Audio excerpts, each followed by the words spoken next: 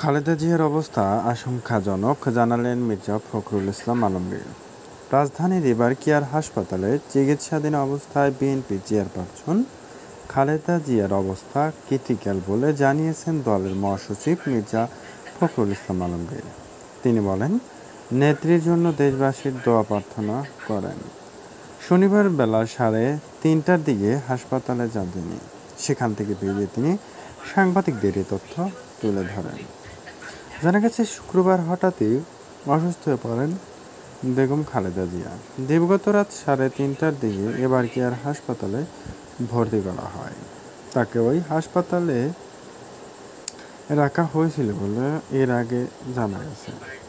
খবরে নিয়ে মির্জা ফখরুল বলেন, তিনি মূলত খালেদা জিয়ার সিইউতে আছেন। জানা গেছে, তার অবস্থা আশঙ্কাজনক জানিয়েছেন চিকিৎসকেরা। এর ভিতরে কাউকে আর যেতে দিচ্ছেন না। বিএনপি চেয়ারপারসনের মিডিয়া উইংসের সদস্য শায়রুখ কবির খান প্রথম আলোকে এসব তথ্য তুলে ধরেন।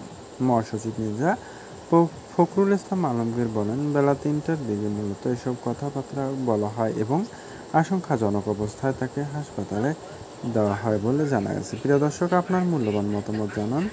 পরবর্তী ভিডিও পেতে অবশ্যই চ্যানেলটি সাবস্ক্রাইব করুন। ধন্যবাদ।